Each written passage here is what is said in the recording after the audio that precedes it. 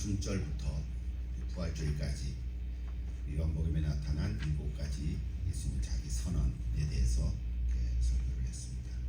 여러분 기억하실 수 있겠습니까? 나는 세상의 빛이라, 나는 생명의 떡이라, 나는 양의 문이라, 나는 선한 목자라, 나는 참 포도나무라, 나는 길이요 진리요 생명이라, 그리고 나는 부활이요 생명이라. 이 7가지였습니다. 물론 요한복음에 나오는 순서대로 제가 하지 않고 그렇죠, 전리 때문에 이렇게 좀 바꿔서 말씀을 했습니다. 여러분 좀 가끔 되새김 할 수 있기를 바랍니다. 한 가지 더 찾아볼 수 있는데, 그것은 부활하시고 승천하신, 그리고 하나님 보좌에 앉아 계시는 예수님께서 선언하신, 선포하신 그런 말씀입니다. 나는 알파와 오메가요, 처음과 마지막이요, 시작과 마침이라. 우리 아까 읽었던 요한계시록 22장 13절의 말씀입니다. I am the Alpha and the Omega, the first and the last, the beginning and the end. 이 세 가지로 되어 있지만 사실은 그 뜻은 다 같습니다. 한마디로 얘기한다면 부활하신 예수 그리스도께서는 사실 시간을 초월하시고 역사 속에 역사를 주관하시며 온 세상을 다스리시고 마지막에 심판자로 오신다, 그렇게 이야기할 수 있습니다. 이런 선언이 기록된 구절들이 여러 군데 몇 개 더 있습니다. 요한계시록만 보면, 아까 있던 이사야 44장에도 나오지만 요한계시록 보면 4번이 더 나옵니다. 짧게만 제가 한번 보여드릴게요. 요한계시록 1장 8절, 또 1장 17절, 2장 8절, 그리고 21장 6절에 부분적으로 나옵니다. 먼저 첫째로 요한계시록 1장 8절 저렇게 되어 있어요. 주 하나님이 이르시되 나는 알파와 오메가라. 이전에 이제도 있고, 이제 지금도 있고, 전에도 있었고, 장차 올 자요 전능한 자라 하시더라 그랬습니다. 여기 알파란 여러분 아는 대로 헬라어의 첫 문자죠. 그리고 오메가란 마지막 문자입니다. 우리나라식으로 얘기하면 가, 하, 기업, 히읗 뭐 이런 거지요. 영어로는 A부터 Z까지죠.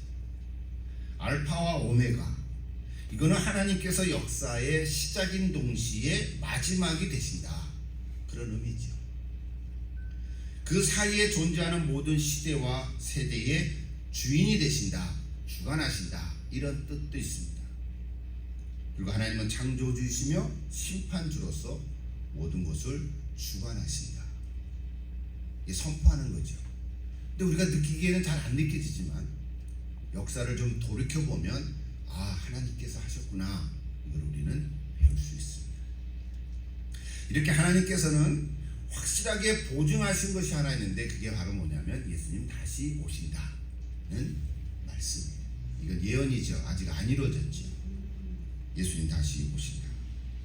그래서 이제도 있고 전에도 있었고 장차 올 자라. 근데 이게 1장 8절에서 나오는 저 나는 사실은 하나님이십니다. 예수 그리스도가 아니고. 그래서 주 하나님이 이르시되 그랬죠. 나는 알파와 오메가라. 하나님에 대한 호칭이죠. 칭호죠. 그래서 저 구조를 통해서 영원히 살아계신 하나님 또는 하나님의 성품을 우리가 알 수 있습니다. 다시 말하면, 한마디로 얘기하면 하나님은 누구로부터 만들어진 존재가 아니다. 하나님은 피조물이 아니라, 우리 어렸을 때 하나님 우리를 만드셨다 그러니까 그 하나님은 누가 만들었나요? 이렇게 깨달이들 물어보잖아요. 하나님은 만든 분이 없으셔. 왜 그런 게 어디 있어요? 하나님도 누군가 만들었겠죠? 이제 이렇게 질문하면, 그럼 그 하나님을 만든 분은 또 누가 만들었나? 이렇게 되는 거지. 근데 오늘 저 말씀을 통해서 하나님은 누구로부터 만들어진 존재가 아니라 스스로 존재하시는 분입니다. 좀 어렵죠, 단어가. 신학적으로도 어렵지만 우리는 이해할 수 있어요. 하나님은 스스로 존재하시는 분이세요.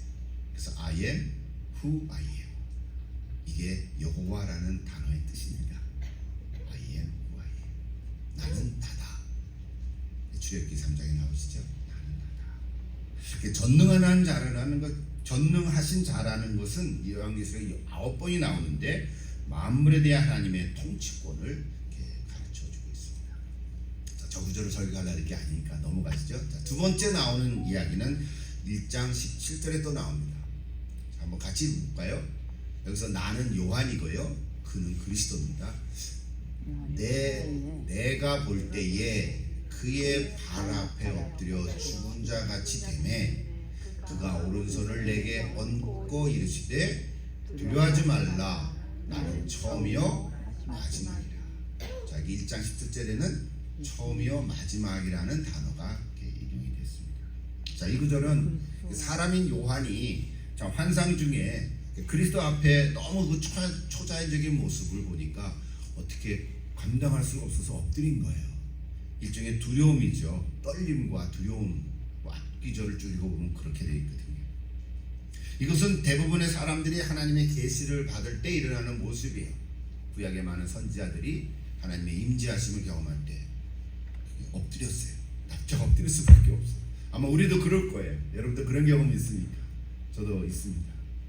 뭐 그런 내가 하나님을 봐서가 아니라 어떤 말로 표현할 수 없는 어떤 하나님의 임재하심을 경험할 때 우리는 엎드릴 수밖에 없어요. 우리 인간의 연약함, 또 죄악으로 말미암은 두려움이죠. 이거는 어떤 세상적인 공포하고는 다른 거예요. 이건 단순한 감정이 아닌 거죠. 하나님 앞에 선 이런 모습이죠.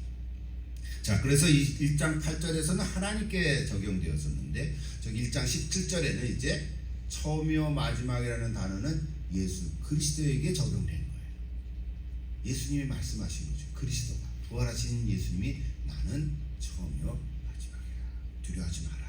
그래서 요한을 위로하고 있습니다. 자, 세 번째 나오는 얘기는 2장 8절에 봅니다. 한번 볼까요? 저거는 7개 교회 중에 서머나 교회에 주시는 말씀 가운데 나옵니다. 같이 들어보실까요? 서머나 교회 사자에게 편지하라. 처음이요 마지막이요 죽었다가 살아나신 이가 이르시되. 그렇죠. 죽었다가 살아나신 건 누구예요? 예수님이시잖아요. 하나님은 아니시잖아요.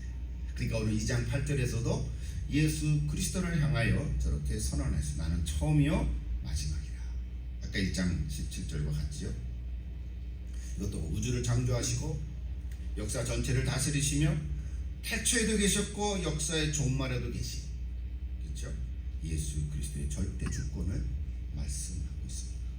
처음이요 마지막이잖아요. 죽었다가 살아나시니, 이거는 문법적으로 부정 과거 시제로 쓰였다 그래요. 그 말은 뭐냐면 부활은 역사적으로 딱 한 번 일어났다는 사건이에요.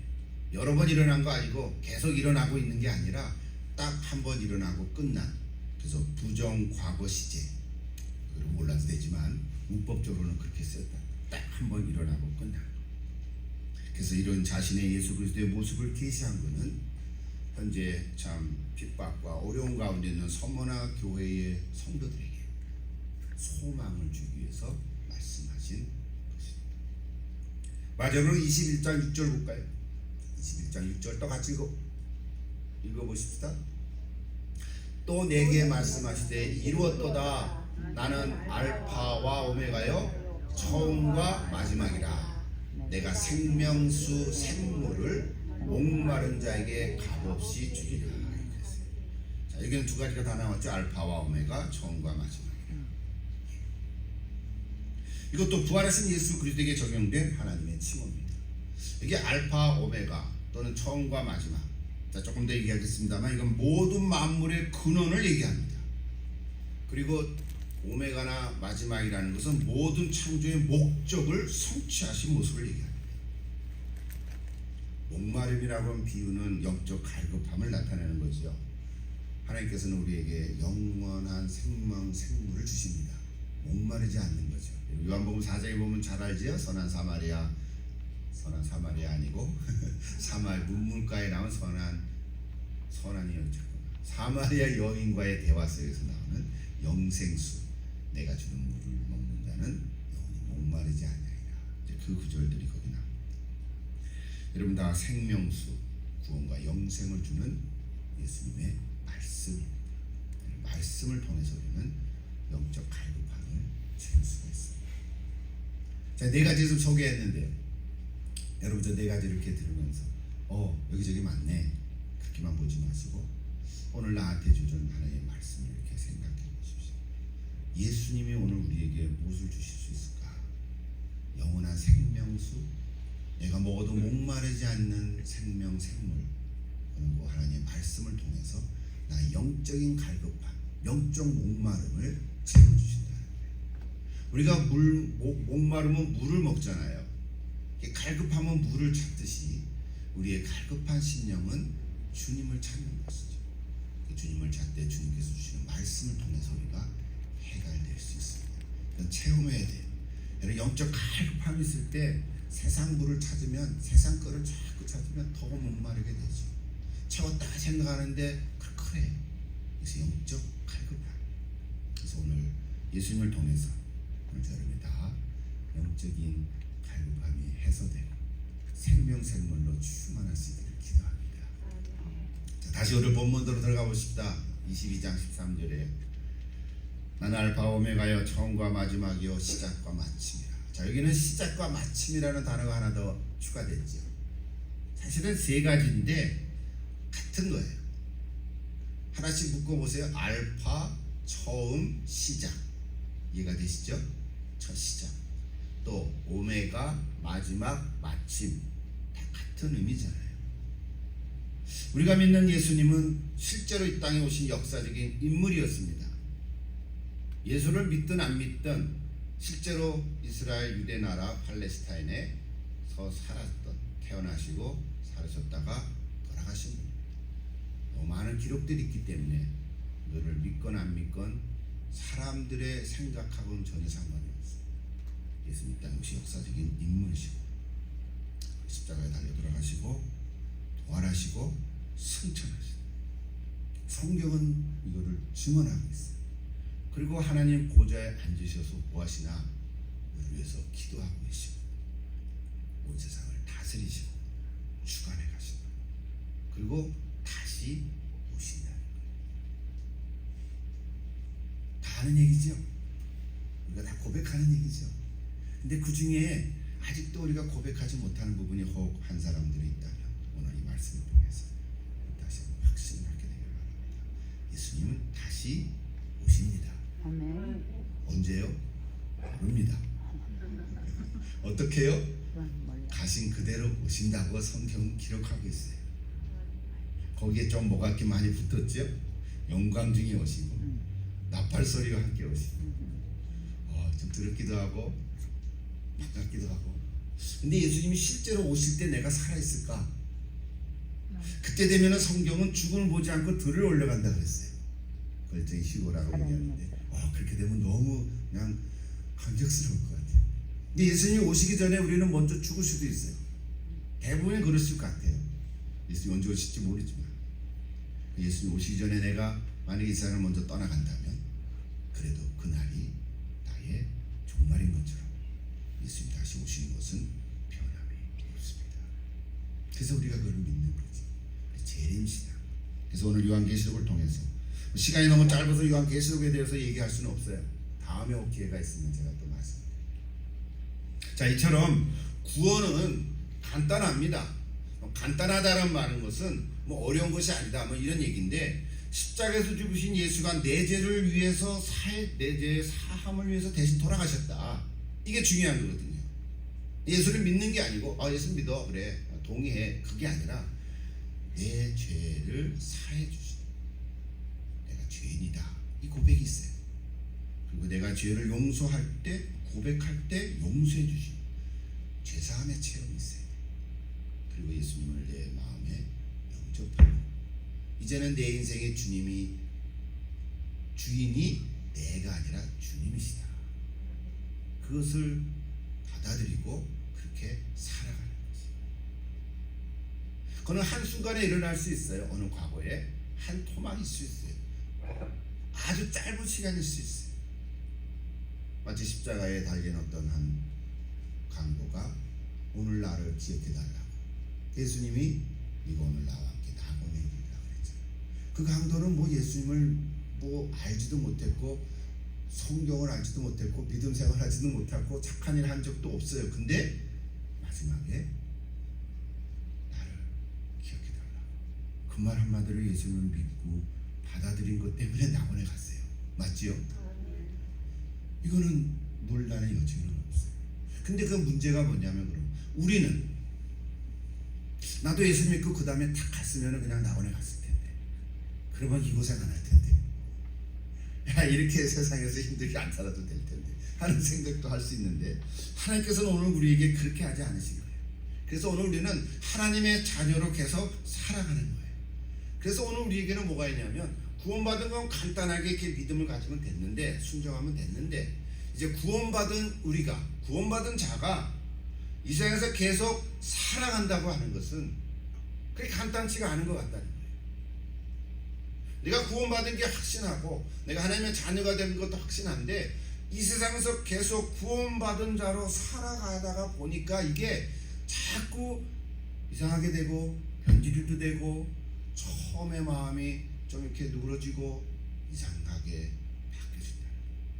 이것이 문제예요. 그래서 오늘 우리에게는 계속해서 이 말씀이 우리에게 찔림이 돼요. 제가 설교를 준비하면서 이렇게 표현을 해봤어요. 우리의 신앙은 싸구려가 아닙니다. 이게 좀 전달이 돼야 돼요. 싸구려가 아닙니다. 어떤 사람이 예수 믿고 구원받으라, 예수님 복 받는다 이렇게 그냥 간단하게 얘기하니까 예수 믿고 구원받았어 그럼 됐어 이렇게 얘기하는데 그거 틀린 건 아니지만 그렇게 살아가서는 안 되는 거예요. 예수 믿고 살아가는 건 그렇게 싸구려가 아니라는 거예요. 이거를 보네포 목사님은 값싼 은혜가 아니다라고 표현했어요. 저는 이 말을 표현하고 싶진 않은데 기독교라는 걸 하나의 종교 중에 하나잖아요. 뭐 불교, 이슬람교, 힌두교 그 외 많은 종교들 중에 하나가 기독교다. 많은 종교 중에 하나다. 이렇게 얘기하는데 저는 그 말 쓰고 싶지 않지만 만약에 그 많이 쓰고 있으니까 굳이 말한다면 우리 기독교는 역사적인 종교입니다. 기독교는 그냥 단순하게 그냥 허술해 푸는 종교가 아닌 거예요. 싸구려가 아니란 말이에요. 깊이가 있습니다. 우리 기독교 신앙은 뿌리 깊은 신앙을 갖고 있는 거예요. 그리고 그냥 어디가 툭 튀어나온 게 아닌 거예요. 그리고 사람이 만들어 놓은 것도 아니에요. 뭐 제일인 줄 알아서 뭐 이단들이 얼마나 많습니까? 근데 참 사람들이 거기에 많이 몰려가요. 수천 수만 명이 그런 데 간단 말이에요. 오늘 하나님의 말씀인 성경을 보면 그게 가볍지가 않은 거예요. 물론 예수 믿고 구원받는 건 맞지만 구원받은 자로서 살아가는 것은 깊은 자리에 들어가야 돼요. 오늘 저 여러분 다 구원받은 자들인데 깊은 자리에 들어갈 수 있기를 바랍니다. 거기서 주님을 다시 만나고 확인하는, 그래서 다시 회복이 되는 그런 신앙 있는 사람들 되기를 바랍니다. 시작이 있고 끝이 있습니다. 처음이 있고 마지막이 있습니다. 회전하지 않습니다. 회전하는 그림자라는 표현이 히브리서에 나오는데 돌고 돌지 않습니다. 우리 기독교는 돌고 도는 게 아니에요. 두리뭉실하지 않습니다. 정확하고 분명합니다. 논리적이고 논리를 뛰어넘는 비약도 있지만 그거는 우리 인간의 논리로는 해결할 수 없지만 그래서 믿음이 요청되는 거예요. 그냥 믿는 거예요. 이해가 안 되면 그냥 그렇게 놔둬도 돼요. 받아들여도 돼요. 괜찮아요. 그러나 분명한 것은 우리가 믿는 신앙, 기독교라고 하는 이 종교는 그렇게 싸구려 값싼 게 아니라는 거예요. 깊이 있고 정말 역사적인 종교. 확실합니까? 네. 좀 틈새를 하나 좀 얘기를 하나 할게요. 이렇게 역사하면 생각이 나는 역사학자가 한 사람이 있습니다. 혹시 여러분들 역사하면은 누구를 떠올릴 수 있습니까? 저는 아놀드 토인비가 떠오릅니다. 영국의 아주 역사 석한 24개의 전세계의 문명의 흥망성쇠를 다루고 그가 특별히 독자적인 어떤 사관, 역사관이 있는데 그건 문명사관이라고 말합니다. 그래서 그거를 다룬 책이 역사연구라는 책이 있습니다. 저는 조금 한 앞에 부분만밖에 모르고 갔는데 그 부분적으로 전체가 12권으로 되어 있거든요. 전공하는 사람은 좀 그것도 연구를 하겠죠. 27년 동안 집필했고요. 완결할까지는 40년이 걸렸거든요. 근데 그가 86세가 되던 1975년에 돌아가기 직전에, 우리는 한국 사람이니까 한국에 그런 그 연결된 명언들이 많거든요. 이런 말을 했어요. 실제로 한국이 인류 사회에 기여할 것이 있다면 부모를 공경하는 효자상일 것이다. 우리 전 세계로 우리 다 다녀봐서 역사를 이렇게 하는 가운데 유독 한국 사람들은 부모에 대한 효도가 지나칠 정도로 효자라. 아무리 못된 놈들이라도 그래도 엄마 하면 눈물이 나요. 어머니 하면 눈물이 나요. 그렇지 않아요? 그렇죠. 살인자도 자신의 어머니는 귀하게, 미안해, 내가 엄마한테 잘못했어, 효도하지 못해서 미안해, 그러면서 또 사람을 죽이지. 이게 뭔가가 이게 참 있는 한국 사람을 갖고 있는 그 효에 대한 얘기를, 그걸 아놀드 토이비가 발견해서 이렇게 명언을 남겼어요. 그가 가진 유명한 명언들이 참 많습니다. 하나 더 소개하면, 그가 또 즐겨 쓰는 단어가 하나 있는데, 문명사관회의 창조적 소수, 이런 말 들어보셨죠 혹시? 그렇죠? 일본에 뭐 고등학교 때도 창조적 소수. 그래서 이렇게 표현했어요. 창조적 소수가 세상을 이끌어 갈 때에는 그 역사는 흥하게 되지만, 반대역으로 지배적 소수가 역사의 전면에 등장하면 멸망이 온다. 이건 제 말이 아니고 아놀드 토인비의 이야기. 전 세계 역사를 우리가 다 알 수는 없죠. 우리는 한국 사람이니까 한국 역사에 대한 관심이 많죠. 여러분 조선시대, 고려시대 한번 들러보세요. 이렇게 들어보세요.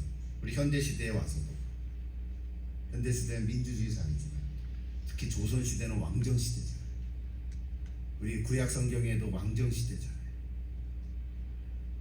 우리는 구약성경을 읽으면서 역사적인 하나님을 우리는 발견했습니다. 그거 다 인간들의 이야기인데 우리는 그걸 성경이 하나님 말씀이라고 고백하고 믿잖아요. 우리 성경 자체를 읽어보면 이스라엘의 역사잖아요 사실은. 그 어떤 사람은 구약은 내가 시험에 이스라엘 역사를 공부하냐, 우리 한국 역사도 잘 모르는데, 이렇게 얘기하는 사람이 있지만 그거는 하나만 알고 둘은 모르는 거죠. 하나님께서 이스라엘을 택해서 그 이스라엘 사람들을 통해서 하나님의 역사를 주관하신다고 하는 것을 보여주시고자 하는 거예요. 역사의 하나님, 역사를 다스리는. 그래서 여러분 오늘 우리들이 역사가 무엇인지는 조금 알면 참 좋겠다 하는 생각이 들어요.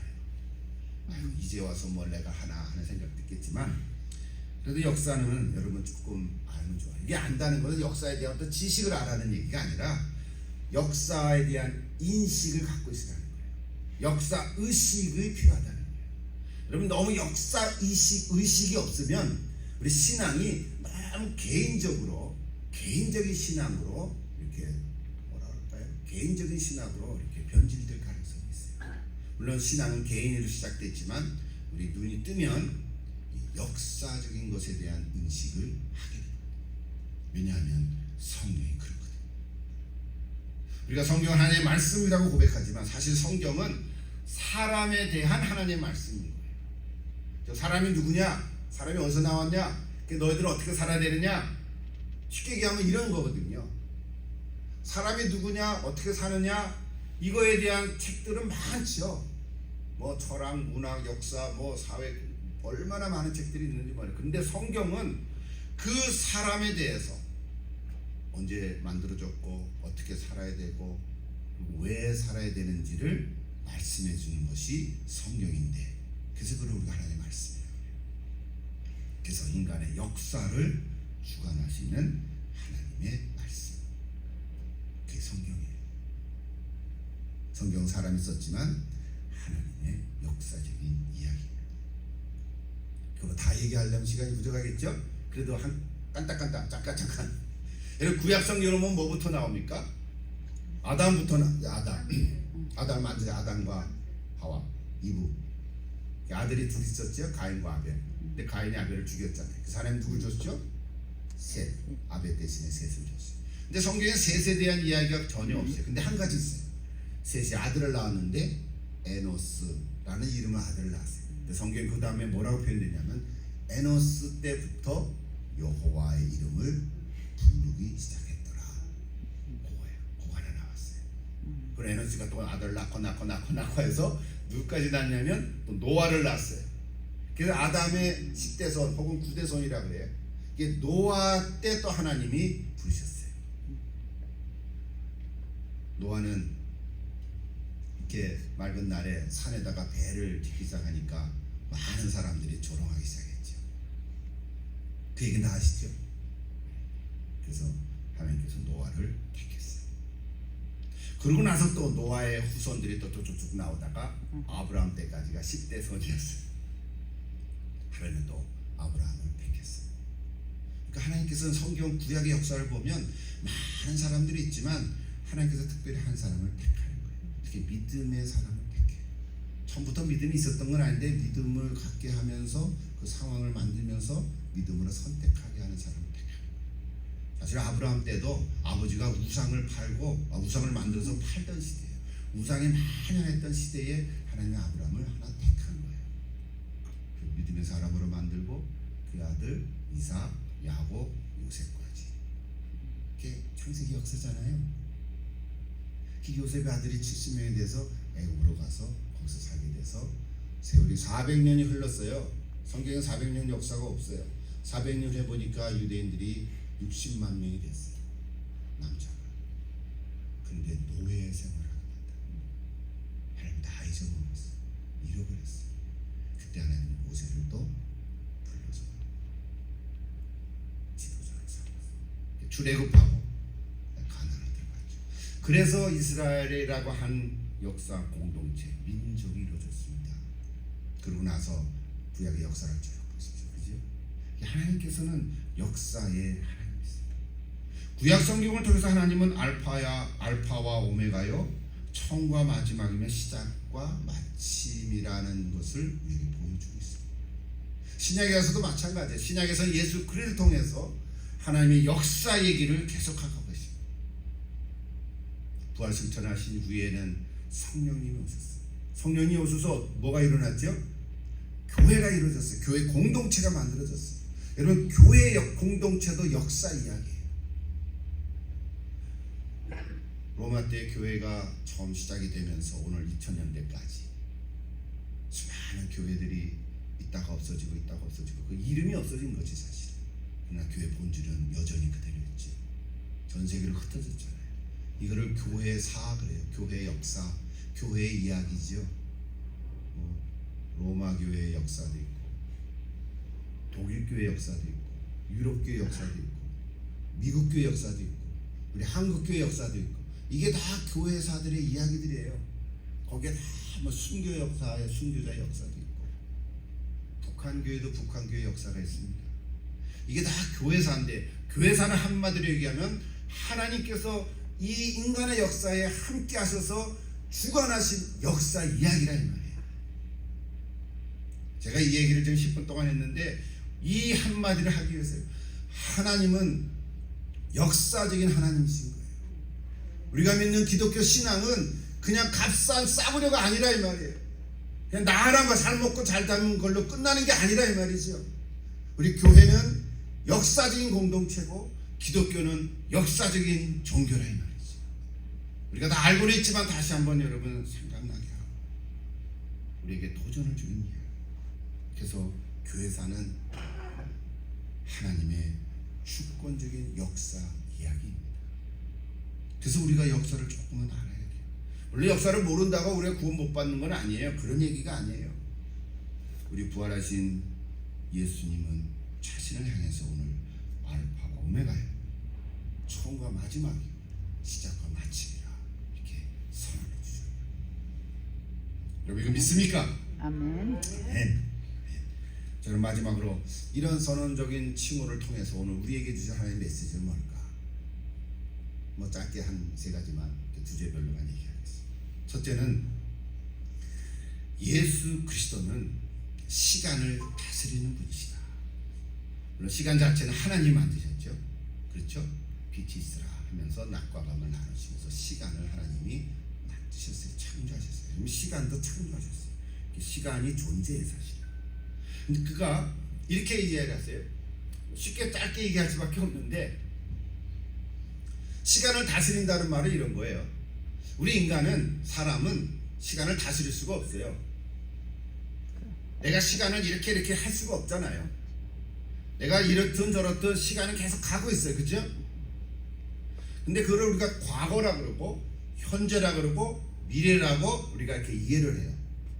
오늘 저 여러분 다 과거가 있죠. 그죠? 몇십 년 동안. 그리고 현재가 있어요. 아주 좀 장난질해서 푹 집어보면 현재도 이미 지나간 과거예요. 1초 전. 말이 안 되지만 그러나 과거, 현재, 미래가 있잖아요. 미래 아직 안 살아갔어요. 근데 우리는 과거를 돌이킬 수가 없습니다. 그리고 미래를 앞당길 수가 없어요. 우리는 시간을 뛰어넘을 수가 없어요.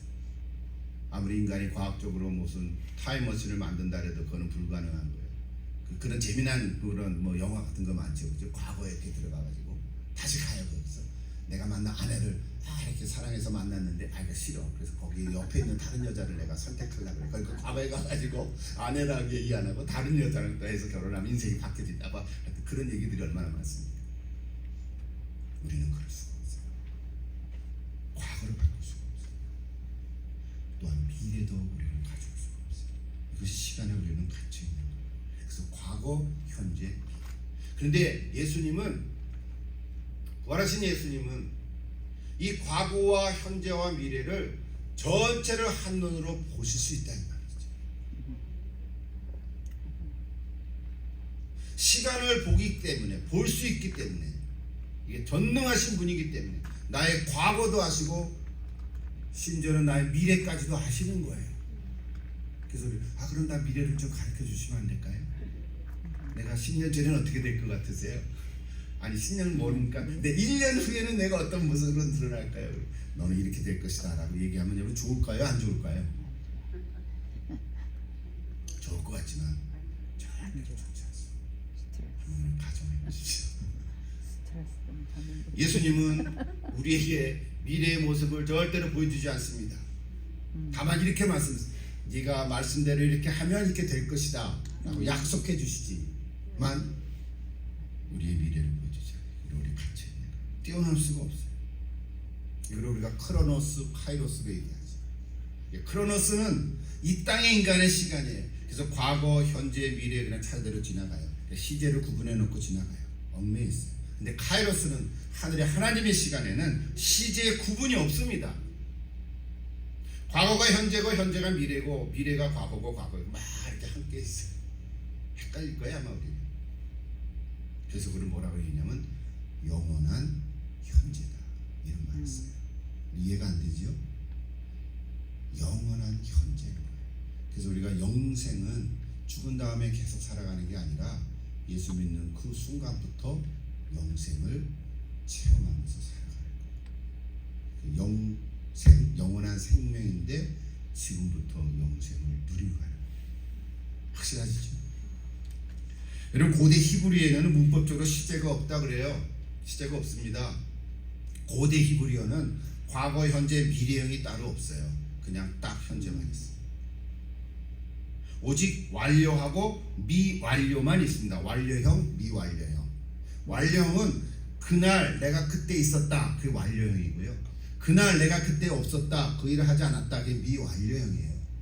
그게 히브리어에는 완료하고 미완료밖에 없어요. 쉽게 말하면 우리는 예수 믿는 사람들인데 과거, 현재, 미래에서 사는 것이 아닌 거예요. 우리는 과거에 사는 사람들이 아닙니다. 과거로 지나왔지만 더 이상 과거로 돌아갈 수 없기 때문에 과거에 있었던 어떤 일, 실패한 거, 좋은 거, 속상한 거 그런 것들에 얽매여서 살 필요가 없는 거라는 거예요. 우리 예수 믿는 사람은 과거에 살아가는 사람들이 아닌 거예요.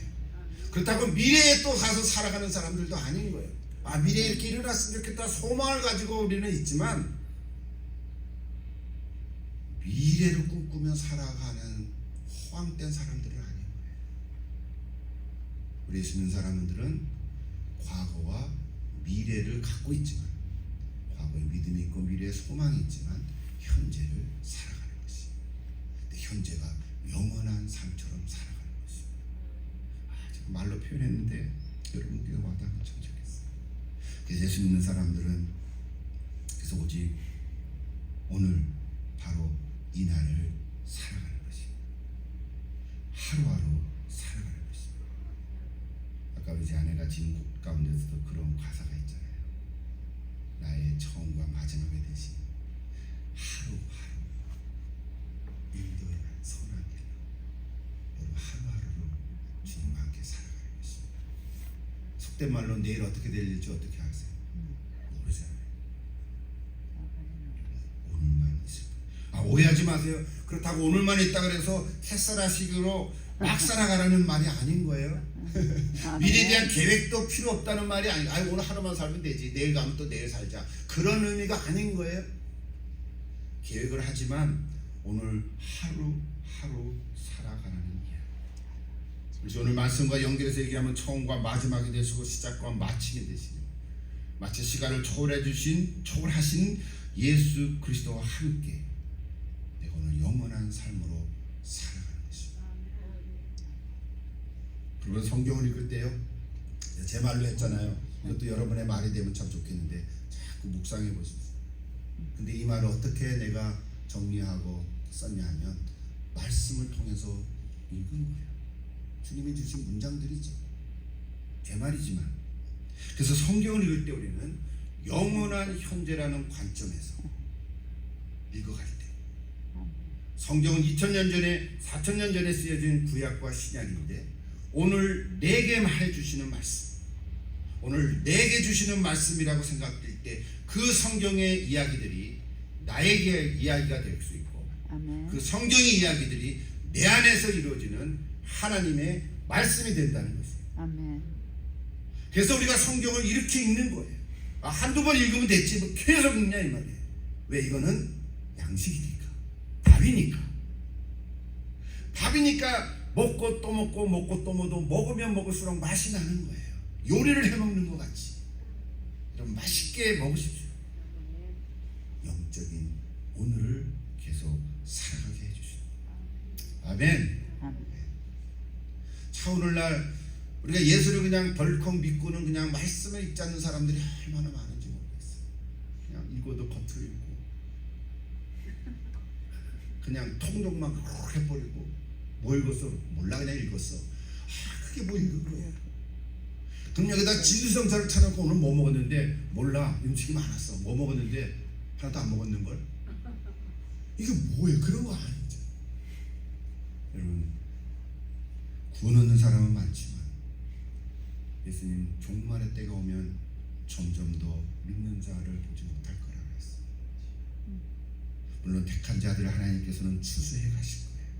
사람들을 통해서 그 멀리 있는 어떤 구석에 있는 한 사람을 하나님은 불러서 구원받는 역사를 일으켜 주실 거예요. 그러나 점점 믿음 갖기 어려운 시대가 될 것이고 오히려 믿음대로 살기가 더 어려운 시대가 될지도 모르겠어요. 그러나 여러분 두려워하지 마십시오. 담대하십시오. 기죽지 마시란 말이에요. 우리 예수 믿는 날에 기죽지 말고 살아가십시오. 왜요? 오늘 하루 내가 담대하게 영적인 삶으로 살아가는 거예요. 그게 어디서 이게 근거가 있어요? 성경인 하나님의 말씀에 근거가 있어요. 왜? 성경은 역사하시는 하나님의 이야기이기 때문에 그렇습니다. 담대하십시오. 성령님께서 함께 하십니다. 좀 시간이 갔네요. 두 번째 메시지 짧게 그럼 끝부분만 봅시다. 오메가 마지막 마침. 이거 뭐 이해하시죠? 이거는 끝, 목적이라는 뜻이에요. 우리 예수님은 모든 것이 시작과 마침이 되죠. 시작이 중요해요. 그러나 끝도 중요해요. 그렇죠? 시작은 하면 돼요. 중요해요. 근데 시작만 하면 안 되고 어떻게 돼요? 끝까지 가야 돼요. 끝까지 가야 돼요. 하나님은 질서를 따라가게 우리를 인도하십니다. 아무렇게나 가는 게 아니에요. 아무렇게나 가서 되는 게 아니에요. 가고 싶은 대로 가도 되는 게 아니에요. 탐욕대로 가면 안 돼요. 그럼 끝까지 갈 수가 없어요. 목적에 도달할 수가 없다. 하나님께서 이 자연세계를 창조하시고 그걸 보면 얼마나 광활한지 몰라요. 우리 이제 환절기에 이제 봄이 되는데 꽃들이 피잖아요. 얼마나 놀라운지 신비스러워요. 그 체계는 정말 위대합니다. 아무렇게나 되어 있지 않습니다. 위대하지만 정교하게 만들어졌어요. 우리 인간이 만든 과학이 흉내낼 수가 없어요. 시간 없어서 여기 못해요. 최근에 인공지능인 챗 GPT라고 하는 4가 나왔죠. 나중에 얘기할게요. 근데 한 가지만, 가장 위험한 부분은 그 인공지능 AI가 거짓말을 사실처럼 그렇게 막 한다는 거예요. 100% 우리가 질문을 하고 답을 쫙 해주거든요, 얘가. 저는 그래서 아직 안 들어갔어요. 근데 지금 현재 지난 3월 달에 나왔는데, GPT-4가 나왔는데, 그 일주일 사이에 1억 2천만 명이 가입을 했어요. 한 사람 20불 내야 되거든요. 하루에 1,000만 명이 지금 사용하고 있다거든요. 이 얘기하면 쟁이는 듣지 못해. 근데 얘라 그래야 돼. 인공지능인데 사람이 아니거든요. 이 기계가 얘가 우리한테 다 말을 잘해주는데 아주 그럴듯하게 해주는데 그 중에 20%는 거짓말이라는 거예요. 근데 우리가 그 거짓말인지를 확인하지 않으면 진짜인 줄 알거든요. 진짜인 줄 알거든요. 이순신 장군은 일본의 장군이다. 아니죠. 예를 들어서 우리는 그걸 알기 때문에. 근데 모르는 저기 어떤 피니스에 있는 사람은, 아프리카에 있는 튀니지의 사람은 이순신 장군이 일본 장군이래. 믿을 거 아니에요. 예를 들어서 이런 게 많다는 거예요. 그래서 공론화가 돼야 된다. 그냥 가십시다, 그죠? 여러분, 하나님의 창조 세계는 목적이 있어서요. 목적이 있습니다. 목적. 그걸 텔로스, 목적이 있어요. 인간이 사람이 만든 것도 다 목적이 있잖아요. 마이크로 목적이 있잖아요. 하나님께서 다 목적이 있습니다. 하나님께서 지으신 창조의 세계는 목적이 있는데, 사람의 목적이 뭐예요? 하나님께 영광을 올려드리기 위해서 만들었어요. 아까 인용했던 토인비의 명언에도 이게 있어요. 토인비도 이런 말 했어요. 사람의 참된 목적은 하나님께 영광을 돌리고 영원토록 그분을 기쁘시게 하는 것이다. 와, 이 역사학자론 줄만 알았지만 신앙이 깊은 분이세요. 세계적인 대역사학자가 이렇게 고백하는 거예요. 놀랍지요? 누가 얘기하면 너 토인비 알아? 몰라. 얘기는 들었어. 토인비가 이런 말 했어. 너 토인보다 잘났냐? 까불지 말고 예수님 믿어. 뭐 이렇게 해도 돼. 웃기는 얘기예요. 근데 그 목적은 죄가 들어와서 상실이 됐어요. 자기 멋대로 살아갔어요. 원하는 대로 살아갔어요. 온갖 죄악과 부정이 넘쳐났어요. 삶의 목적을 회복하는 방법은 오직 예수님 뿐이세요. 시간이 가서 제가 그냥 읽을게요. 원고대로 해야할게요. 가정도 마찬가지예요. 교회도 마찬가지고요. 회복의 메시지는 처음 사람을 회복하는 것밖에 없어요. 개인적인 믿음의 삶도 처음 사랑을 생각해 보아야 되고요. 결혼 생활에 위기가 있을 때도 처음 사랑의 순간을 생각해 보면 회복이 됩니다. 세상 말로 하면은 초심으로 돌아가라는 거죠. 우리 교회도 마찬가지, 교회 직분도 마찬가지. 처음 직분을 받았을 때 그 헌신을 잊지 말아야 돼요. 시간이 가면 변질될 수 있거든요. 이상하게도 어떤 경우에, 우리 교회는 아니에요. 다른 어떤 얘기를 많이 들어요. 한국에 있을 때. 안수 집사가 될 때는 겸손하고 순종적인 분들이 장로 안수를 받은다면 뭔가가 바뀐다. 그룹을 지어서 거칠게 자기 주장을 한다. 이거는 옛날 곽선희 목사의 소망교회 있었던 일이에요. 그분이 해주신 말이에요. 그래서 그 소망교회는 안수 집사가 없어요. 장로만 있어요. 안수 집사 100명이 되면 그 중에 50명만 장로가 되면 50명은 장로 안 되니까 그 안수 집사들이 그룹을 지어서 어게인스트 한다. 여러분이 변질되면 안 됩니다. 처음에 다짐했던 그 헌신과 충성, 본성과 그 순종을 잃어버리면 안 돼요. 우리는 그렇게 되지 않기를 바랍니다. 어떤 형편에 있든지 처음 예수를 만났던 그 시간, 그를 꼭 기억하고 회복하시면 좋겠습니다. 마지막으로 주시는 메시지 하나. 처음과 마지막이 있으면 뭐가 있을까요? 중간이 있겠죠. 오늘 예수님은 중간 얘기는 안 하셨어요. 나는 알파와 오메가요, 처음과 마지막이요, 시작과 마침이라. 그리고 나는 중간이니라. 그런 말씀 없으셨어요. 근데 오늘 우리는 구원받은 첫 시간이 있으면 마지막까지 가기 위한 과정이 있잖아요. 근데 이 과정이 중요하다는 거예요. 과정도 예수님이 함께 하신다는 이 고백인 거죠. 그 중간 과정은 비유로 표현한 우리의 광야 생활. 이것이 재림 신앙의 핵심이에요. 예수 믿고 곧바로 죽으면 되는데, 예수 믿고 주님을 기다리는데 곧바로 예수님 오시면 괜찮았는데 안 오시지 아직. 그래서 우리는 재림 신앙이 필요해요. 이게 과정이에요. 미래만 바라보고 현재를 무시하라는 거 아니에요. 처음에 가졌던 사랑과 믿음을 회복하고 그럴 때 목적에 도착하게 됐지만 회복의 과정에서는 바로 광야가 있다는 사실. 믿음의 경주도 마찬가지. 야구는 9회 말부터라는 말, 마지막까지 가봐야 돼요. 끝날 때까지 끝난 것이 아니라는 말들도 해요. 끝까지 가야 되는 건 맞아요. 근데 변치 않고 가야 돼요. 겸손한 마음을 끝까지 간직하면서 가야 돼요. 자신을 드러내지 말아야 해요. 그래서 믿음으로 선한 싸움을 싸워야 합니다. 마지막 성경 구절일 같이 읽어봅시다. 나는 선한 싸움을 싸우고 나의 달려갈 길을 마치고 믿음을 지켰으니 이제후로는 나를 위해 의의 면류관이 예배되었으므로 주곧 의로우신 재판장이 그날에 내게 주실 것이며 내게만 아니라 주의 나타나심을 사모하는 모든 자에게도니라. 아멘. 저 여러분도 포함되는 줄로 믿습니다. 믿음의 선한 싸움을 싸워 가야 돼요. 알파와 오메가 되신 예수님, 그 과정 중에서도 함께 하십니다. 내가 꼭 1등은 못해도 완주는 해야 돼. 그 중간 과정에 예수님 함께 하신 사실을 믿는 것, 이게 중요해요. 가는들 중에 장애물이 많을 수도 있어요. 불신과 의심과 유혹과 시기, 질투, 비교의식, 욕심들이 많이 생길 수도 있어요. 그럴 때 믿음의 주여 또 온전케 하시는 예수님을 바라보고 나가야 할 줄 믿습니다. 빌립보서 1장 6절에 너희 안에 착한 일을 시작하시니까 그리스도 예수의 날까지 이루실지로 우리가 확신하노라. 아멘. 예수님 우리를 손 붙들고 가는 줄로 믿습니다. 아멘. 근데 그 손을 어떻게 붙들고 가실까요? 이게 하나님의 손이고 이게 내 손이면 하나님이 내 손을 이렇게 잡으실까요? 악수처럼? 아니죠. 전에 제가 어디서 얘기한 것 같아요. 하나님이 내 손 어떻게 잡으실 것 같으세요? 이렇게 잡고 가시는 거예요. 이렇게. 하나님 내 손을 이렇게 잡고 가신다고요. 상상해 보세요.